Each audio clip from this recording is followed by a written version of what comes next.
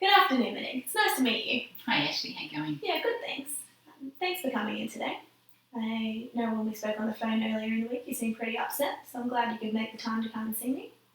Just wondering if you've ever seen a counsellor before. No, I haven't. That's all right. So before we start, I just need to talk to you about the privacy and confidentiality policies. Yeah, so anything you say in here stays between us, unless, of course, I believe that you or any other person is at serious risk of potential harm. Then I have to report that. So do you have any questions about the privacy and confidentiality policies? No, I don't. No. Okay, cool. So let's get started then. So when we spoke on the phone, you talked a little about your son. Can you just tell me a little bit more about what's going on? My son William is 23 and he's severely disabled. Yeah. I have been his primary carer for the 23 years and I just find that of late I'm becoming really overwhelmed with his care. I find that I'm getting too old to do the things, and I know I don't look, well I suppose I don't know how I look, but I feel like I don't look that old, but I've got osteoarthritis in both knees. I just feel that I'm in pain each day and trying to carry out all the jobs that William needs me to do. I can't keep doing that day after day, and I'm really worried because I don't know where to go, and I'm feeling really overwhelmed with the whole process. You know, he's the most beautiful child, but being able to look after him is something I'm really struggling to sustain. Yeah. Yeah, no, it sounds like it's pretty full on at home then. It is full on at home because William is high dependency, so he can't do anything for himself. I mean, he can walk, but that's it. I have to wash him, I have to feed him, I have to dress him, and I don't think you realise how often you have to bend over and do those sort of things. And yeah, especially when you've got bad knees. Yeah, that's right. And I feel like I just don't have the time. I work full time, so I'm out of the house at 8 o'clock and I'm back at 4. And as soon as I walk through the door, I've got to look after, he wants his afternoon or his dinner, which is at 5, so I get home at 4. I don't have time to even relax after work, and I've got to get straight into his care. And if it's not caring for him, he always wants my attention. Mum is the person that he goes to for everything. So as soon as I walk through the door, he's at me, get me this, get me that. He can't talk, but it's just that, he presses his buttons, his communicator, and it's just like his whole day of demands is, coming out now, and I've got to attend to him. So I feel like I just get home and keep working till about 8:30 and then I just drop. It sounds really stressful. It sounds like a really long day. It is, and each day's the same. Yeah. And I just think to myself, oh my goodness, is this how it's going to be for the next 20 years? Because I just don't think I can do it. And I do not want to send William to an out-of-home care facility. Yeah. I want to be able to look after my son. Yeah, that's totally understandable. So is it just the two of you that live at home? Or is there anyone else there? No, my husband and I have 2 other children, an elder son and a younger daughter, both of whom work full time. And, they are great, but I sort of think they get on with their lives, and it's sort of like mum looks after William, and that's just the given. And, my son and daughter also have needs that, just from normal siblings and normal children, they demand time with me as well. Yeah. And I just feel like my time is not there. Yeah. And I'm just serving the family. I just come home and I just feel like I've got to make their dinners, I've got to do their washing, I've got to look after William, and I just don't feel like I'm getting any break. I just after everybody, and it's really overwhelming. It's a lot to expect from one person, isn't it? Yeah, I don't want to sound like a martyr, but it just is, I just don't know how long I can do this. Yeah. Sorry to hear that. Have you heard of the NDIS before? Are you familiar with how it works? I have got William has got the NDIS. Okay. We were lucky that he came out of a special SSP school, and he automatically went straight into DAP, I think it was at the time, and then that rolled straight over into the NDIS. So he was always on a plan of support. Yeah. I suppose my problem is, while I'm very, very grateful for the NDIS and it has helped to some degree, you know, William, I get a carer from 8 o'clock in the morning till 4 o'clock in the afternoon, and his funding is for 5 days a week from 8 till 4. Yeah. Unfortunately, I work Monday to Friday from 8 to 4. So I rush around in the morning getting everything ready for him, then the carer comes in, takes over, and then as soon as I come home, the carer leaves. Yeah. So that's all we can afford on his funding, and why that is a blessing, because before I couldn't even work full time, but now I can. It doesn't give me any sort of break that I need. Yeah, you don't get weekends or you don't get any new time. No, and the NDIS doesn't take parents into consideration in that regard. I can't go to NDIS and say, I need a break. That's not how it works. The funding's all got to be about what William needs. And I understand that, but how do I deal with that? Like, I can't say I need a break or I need a holiday. Yeah. You know, it's not what the funding's for. The funding is for William to have a break or a holiday, or, you know, I don't know. I don't know if I'm using his funds in the right way, or all I'm doing right now is just paying for, or the NDIS is paying for someone to come 8 to 4, 5 days a week.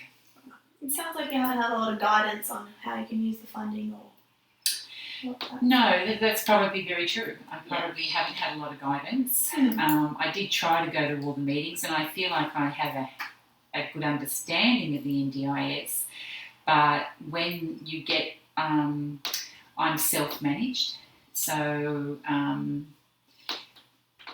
probably maybe that's where I'm not getting the guidance, because I am self-managed, so I get the carers in. I have to find the carers. They're not coming through an agency or anything like that. So, and maybe I'm my own worst enemy, but maybe I just don't have enough information on how I can use the NDIS in a more productive way. Right. So that's very true. Maybe that's correct. Right. So with the NDIS, I know, like, I don't know a lot about it myself as a counsellor, but like, they review it every year or so, don't they? How does that work? They do review it. They have reviewed it every year, but last year it was going to roll over for 2 years. Right. So I'm halfway through with no review in sight, and I don't know if I'm eligible for a review, or how I can change his plan within that 2 year period, or do I have to just wait another year? And even then, what do I ask for? You know, that's a long time to wait. It is. I think it is too long to wait. Yeah. Especially, like, it sounds like you're almost on the verge of burnout, or I am. Pretty stressed out by the sounds of things. Yeah, and I don't think emotionally I'm holding it together. Yeah. And obviously last week you got the brunt of that, where I broke down. But that's all right. These things happen. Yeah, and we're all human. Yeah. So I don't know. But I am. Yeah. I'm worried about the future. I'm worried who will look after him when I'm gone, and I'm worried if I have got it in me to look after him for another 20 years, you know. Yeah, it's a long time. So do you have any close, I know you've got your husband and your other 2 kids at home, but do you have any close family members or friends who could come and help out, you know, with William, you know, take him out for the weekend or anything like that? I probably do. I have my sister who lives nearby. She doesn't have any children, and she's always been great. But I feel, because she works full-time as well, I think I have a problem asking people for help, because I feel like William's my responsibility. Yeah. And I suppose that's how I see it with my other 2 kids as well. I feel like I don't want to stop them having a normal life just because they've got a brother with a disability. Yeah. So I probably do have people I could ask, but I'm very reluctant to ask. Yeah. That's fair enough. So has he ever had time away from home? Like at 23? Like that's a long time to take care of someone without any break. No. Okay, so I think I've got a better understanding of what's going on. So it sounds like you're doing it pretty tough at home. You've got a son with a severe disability who takes up a lot of your time, like when you've got to shower him and feed him and all of that. It doesn't sound like you have a lot of support from your other kids or your husband. You work full time. You want to come home and have some free time as well. So I think we need to look into, coping strategies or ways to solve the problem. So have you thought about doing respite before, or have you ever done that in the past? I have done the respite once, and I'm not comfortable with doing it. Okay. When William was little, he went away for 3 days, and he cried himself to sleep every night, and they didn't tell me. And so, there's a trust issue. You think, well, yeah, of course. They can do anything to your child and you're not Yeah. aware of it. And I knew William hated it. William does not cry. Yeah. And for him to have cried himself to sleep 3 nights running, which they told me when I went to pick him up, I know William doesn't like it either. Yeah. And he's such a good kid. He doesn't need to go to respite. I just sort of think, I just hate the thought that he's being looked after by strangers, and I really have no guarantee what's happening to him. Yeah, that's totally understandable. Yeah. It's so bad that they would do something like that. Okay, so maybe respite's not an option, and that's okay. So maybe we could look into, getting an NDIS review, or, even have you talked to your family, like your kids and your husband, about, how tough it is on you? No, I don't. I haven't spoken to them. I haven't, because I do feel like it's my responsibility, and I just don't want to burden them. But I don't know. I don't know how they'll react to that. If they will help out, I don't know. I just sort of didn't want to interfere with anybody else's life. I just wanted to, look after William and let everybody else have their. It's hard to explain. It's hard to explain. Yeah. But I haven't ever talked to them about it, and I don't know what sort of reception I'd get to that. Yeah, it's a huge responsibility to have it all on you all the time. Mm-hmm. Okay. Well, my advice would be maybe talk to your other kids. How old are they, by the way? 25 and 21. I'm just turned 21. Okay. So they're about the same age as him. Yeah. I would suggest, talk to your kids. See if there's maybe one night a week that they could look after William, and you and the husband go out. Go out on a date night. When was the last time you went on a date night? Probably before we had kids. Because William, since William was born, That's a long That's a long time ago. Yeah. It's a very long time. Yeah. Do you have a favourite restaurant? Do you like to go to the movies? Like, what kind of things did you do before you had kids? Yeah, probably, we have had the odd night when my parents were alive. We might have had the odd night to go out to a restaurant, but Mum and Dad have, been dead for 10 years now. Yeah. So it's probably been a good 10 years since we've had a lot of quality time together. Yeah. So just raising the kids, going to work, and my husband, used to work from 6 o'clock in the morning to 8 o'clock at night. So that's a long day. yeah, and 5 days a week. So he didn't have a lot to do with helping at home. Yeah. So, not that I'm complaining about that, because, he has to work. So, yeah, now that he's a little bit older and maybe the kids are a bit older, and maybe, we could look into that. Yeah. Maybe. How do you think they'd react? The kids are good, and they're great with my son. I don't know. I tend to think they're, good kids, and they're loving and kind, and maybe, they won't have an issue with it. Probably not. that sounds promising. Yeah, so I think, why don't we make that a goal this week?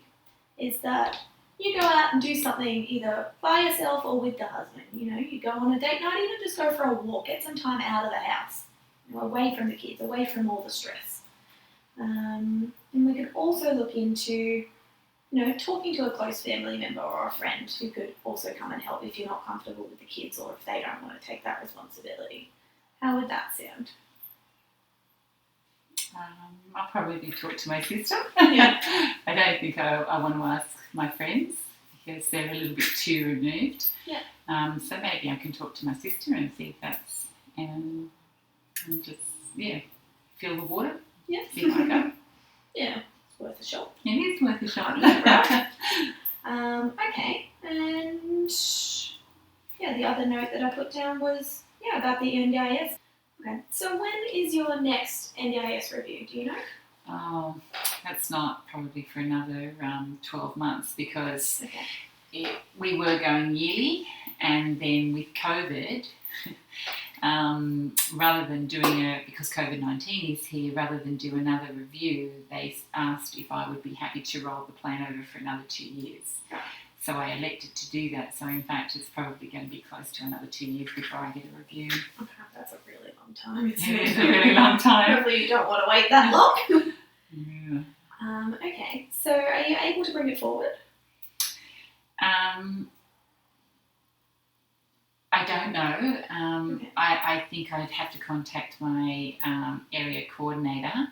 I think I can bring it forward, but I think if you ask for a review, they review your whole plan, not just that one little section. Yeah, from my understanding, that's what happens. Yeah. Okay. I still think it's worth it because I think you need that extra support. You have a bit more time to yourself. Yeah. Do you know how long it takes to process the review? I don't know. I mean, obviously, you talk to a lot of people, and people say that it does take a long time to come through. So, but I suppose if I don't get the ball rolling, then I'll never. So, what are you thinking? What do you think I need to ask?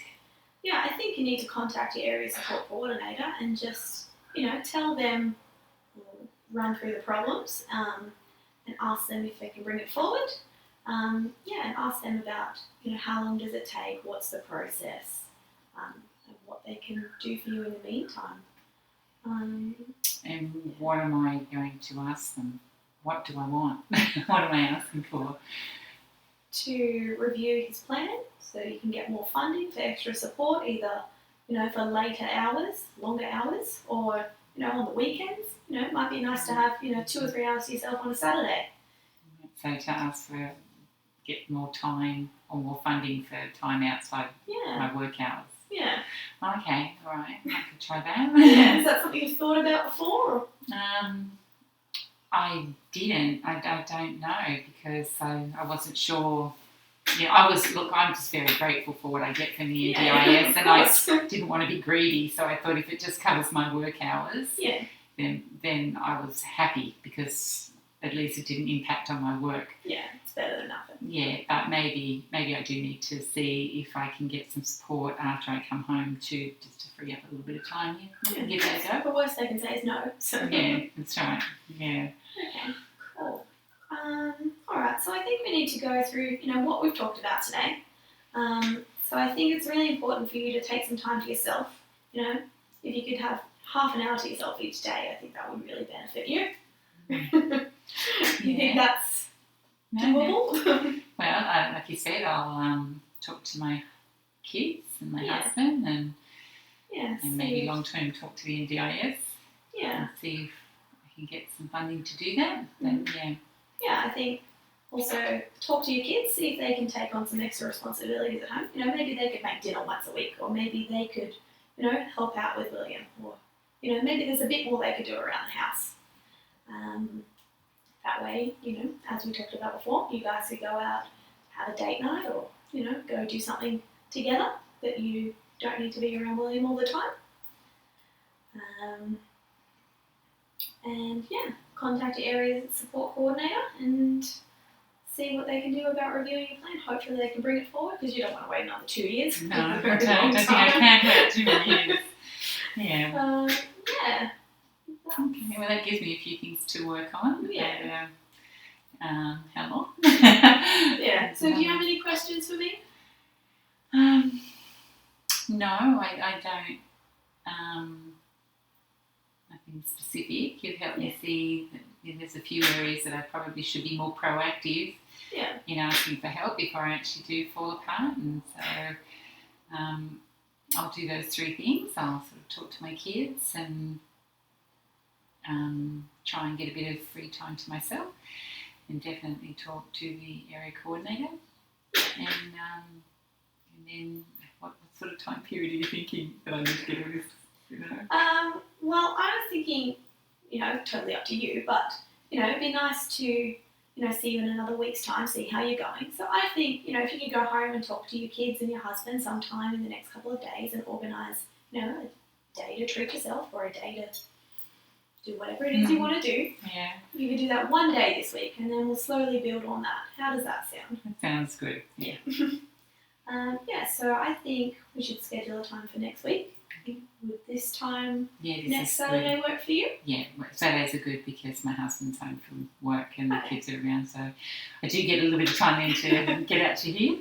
And I think my husband feels that, I do need to see someone and sort of try and work out some solutions. So that'd be great. If this time next week suits, that'd be great. Awesome. Well, if you've got no other questions, we might just leave it there then. It was Okay, really nice to meet you. Yeah, it's lovely to meet you, and thank you very much for your time. No problems. Anyway, good luck this week. Hope things calm down a little. Yeah. Well, it's good anyway, just talking to you, just gets a bit of things off my chest as well, which is good. Yeah. All right, thank you very much. No problems. It's great to meet you, Monique. Nice to meet you too. Thank you.